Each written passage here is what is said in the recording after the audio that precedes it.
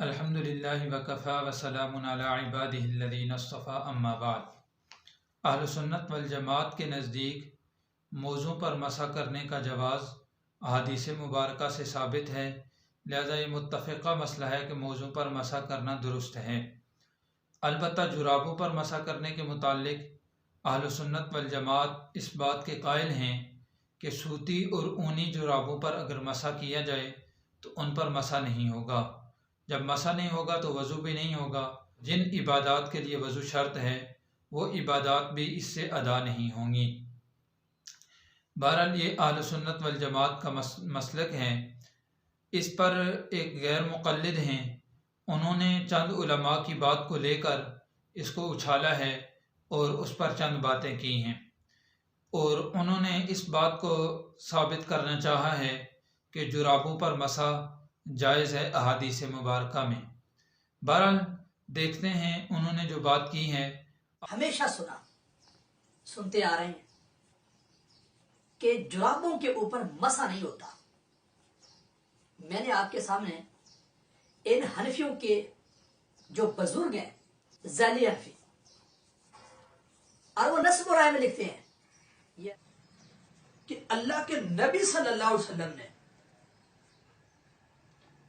مجاہدین کی ایک جماعت بھیجی، پیارے نبی صلی اللہ علیہ وسلم نے ان کو حکم دیا یمسحوا علی الاصابع والتصاخی۔ اولاً تو انہوں نے نصب الرایہ کی بات کر کے اس میں کہا ہے کہ اس میں علامہ ذیلی رحمہ اللہ نے لکھا ہے کہ جرابوں پر مسح کی روایت نقل کی ہے۔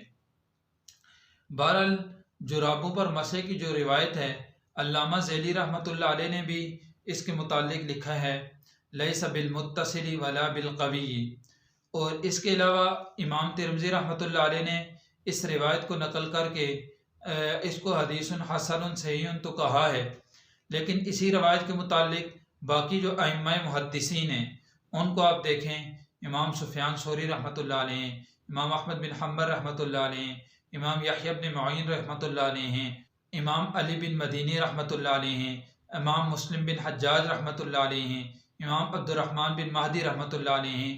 ان تمام حضرات نے مسح علی الجوربین کی جو روایات ملتی ہیں ان احادیث کو ضعیف قرار دیا ہے۔ اسی طرح امام ابو بکر بیہقی رحمۃ اللہ علیہ نے بھی ان روایات کو حدیث ضعیف قرار دیا ہے۔ سنن ابی داؤد میں روایت موجود ہے وَكَانَ عبد الرحمن بن مہدی لا يحدث بهذا الحدیث، یعنی عبد الرحمن بن مہدی رحمۃ اللہ علیہ اس حدیث کو بیان نہیں کرتے تھے، یعنی جس میں جرابوں کے مسح کا ذکر ملتا ہے۔ اس کی وجہ محدثین نے یہ لکھی ہے کہ حضرت مغیرہ بن شعبہ رضی اللہ تعالیٰ عنہ سے جتنی بھی روایات مذکور ہیں ان میں موضوع پر مسح کا تذکرہ ہے، جرابوں پر مسح کا ذکر نہیں ملتا۔ امام نسائی رحمۃ اللہ علیہ کو دیکھیں، انہوں نے بھی جرابوں پر مسح والی جو روایت ہے اس کی سند پر کلام کیا ہے۔ اسی طرح اس میں دیکھیں جو ایک راوی ہیں سفیان، ایک جو ان کے استاد ہیں ان سے جراب پر مسح کا روایت ملتی ہے، باقی جتنے بھی اساتذہ ہیں ان سے مسح کے جراب پر مسح کی روایت نہیں ملتی، لہذا اس سے بھی یہ ثابت ہو گیا کہ یہ حدیث ضعیف ہے۔ اگر یہ حدیث متواتر ہوتی، قوی ہوتی، تو باقی جو ان کے اساتذہ تھے وہ بھی اس حدیث مبارک کو بیان کرتے۔ اب دوسری جو بات ہے، امام ترمذی رحمۃ اللہ علیہ نے اس کو حدیث حسن صحیح کہا ہے، تو اس کو دیکھیں تو امام ترمذی کے مقابلے میں باقی جو اتنے محدثین ہیں وہ اس حدیث کو ضعیف قرار دے رہے ہیں، اور دیکھا جائے تو بعض محدثین امام ترمذی رحمۃ اللہ علیہ سے پہلے کے جو محدثین ہیں ان محدثین نے بھی اس حدیث کو ضعیف قرار دیا ہے، اور بعض محدثین جو امام ترمذی کے بعد کے محدثین ہیں انہوں نے بھی اس حدیث کو ضعیف قرار دیا ہے۔ لہذا اس بحث سے ثابت ہوا کہ جو جرابوں پر مسح کرنے والی روایت ہے وہ حدیث ضعیف ہے، اس سے استدلال کر کے باقی جو متواتر روایات ہیں ان کے خلاف ان سے استدلال کرنا یہ درست نہیں ہے۔ اب آتے ہیں ان غیر مقلد صاحب کے گھر کی طرف۔ غیر مقلد عالم علامہ عبد الرحمن مبارک پوری وہ فرماتے ہیں، تحفۃ الاحوذی ان کی کتاب ہے، اس میں لکھتے ہیں وضاعفہ کثیر من ائمۃ الحدیث، یعنی ائمہ حدیث نے جرابوں پر مسح والی روایت کو ضعیف قرار دیا ہے۔ بات میں یہ بھی کہتا چلوں کہ یہ غیر مقلد صاحب اچھلتے اچھلتے بخاری اور مسلم کا نام لیتے ہیں، جب اس مسئلے میں आए हैं तो बुखारी और मुस्लिम को क्यों छोड़ दिया है?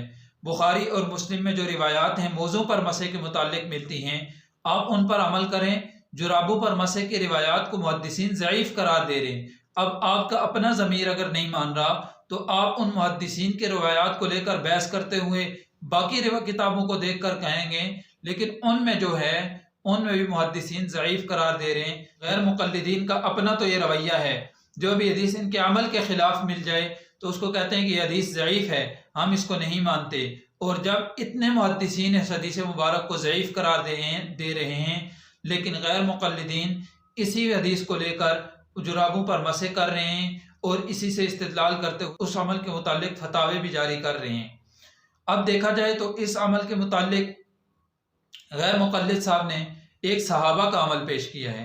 अगर सहाबा का अमल देखा जाए तो उसमें भी मुसन्नफ़ इब्न अबू शैबा में मिलता है, इसी तरह अल्लामा इब्नुल हम्माम ने नकल किया है, इसी तरह अल्लामा शामी ने नकल किया है। और इन्हीं गैर मुक़ल्लिदीन के घर के आलिम अल्लामा अब्दुर्रहमान मुबारकपुरी ने नकल किया है। वो ये फरमाते हैं जो हदीस मुबारक में जौरबैन का लफ्ज़ आया है उसमें शराइत भी हैं। एक शर्त तो ये है कि सखीनैन हों, वो ऐसी मोटी हों कि जो पानी को जज़ब ना कर सकती हों, और दूसरे तौर पर मुजल्लद हों, यानी उस पर चमड़ा लगा हुआ हो।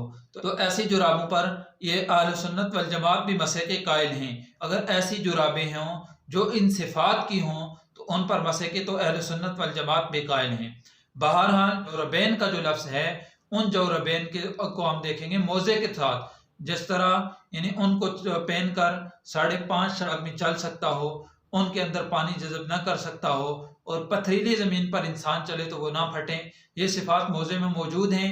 और अगर जुराबों में ये सिफ़ात, ऊनी और सूती जो जुराबें हैं उनमें ये बिल्कुल ये सिफ़ात मौजूद नहीं है। उनमें अगर आप पानी डालें तो पानी अंदर पाँव तक पहुँच जाएगा, और अगर उनमें थोड़ा सा चलें तो वो फट जाएंगी, और वो पिंडली के साथ बगैर किसी चीज़ के बांधे वो बंद भी नहीं सकती।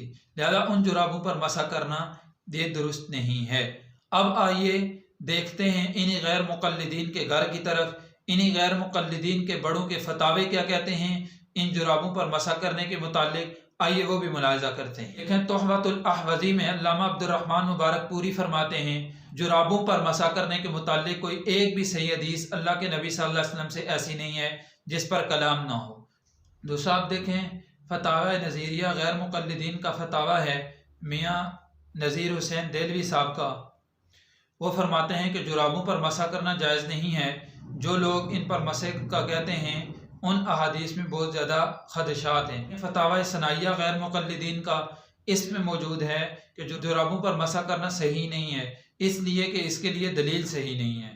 फिर इसी में फरमाते हैं कि ये मसला ना कुरान से साबित है, ना अहादीस सहीह से साबित है, ना क़ियास सही से साबित है, और ना सहाबा के अमल से ये साबित है, बल्कि गस्ल रजुलैन ये कुरान पाक से साबित है। लिहाजा खुफ़ जर्मी पर मसा साबित नहीं है। अब इसी तरह देखिए फतावा बरकातिया, ये भी गैर मुक़ल्लिदीन का मशहूर फतावा है। ये लिखते हैं कि मौज़ू पर मसा के मुतालिक तो बहुत सी रिवायात हैं, लेकिन जुराबों पर मसा के मुतालिक कोई रिवायत नहीं है। इसी तरह गैर मुक़ल्लिदीन की किताब दस्तूरुल मुत्क़ी मौलवी मोहम्मद यूनुस साहब लिखते हैं मामूली पतली जुराबों पर मसा जायज़ नहीं, मसा अलल जौरबैन की अक्सर रिवायात ज़ईफ़ हैं। लिहाजा आप इन गैर मुक़ल्लिदीन की इन लंबी चौड़ी बातों को भी देख लीजिए, और दूसरी तरफ जिन मुहद्दिसीन ने मसा अलल जौरबैन वाली रिवायात को ज़ईफ़ करार दिया है उन रिवायात को भी देखिए, और इन्हीं गैर मुक़ल्लिदीन के घर के फतावे इन्हीं गैर मुक़ल्लिदीन के घर के उलमा से मैंने पेश किया है, जो जुराबों पर मसा की रिवायात को ज़ईफ़ करार देते हैं और जुराबों को पर मसा करने को नाजायज़ करार देते हैं। बहरहाल अगर अमल करना है तो इनके लिए इतना ही काफ़ी है।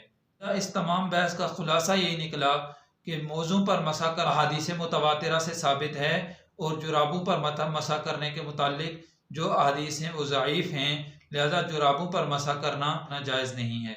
अल्लाह ताला से दुआ है कि अल्लाह हमें सही दीन समझ कर उस पर अमल की तौफ़ीक़ अता फरमाए।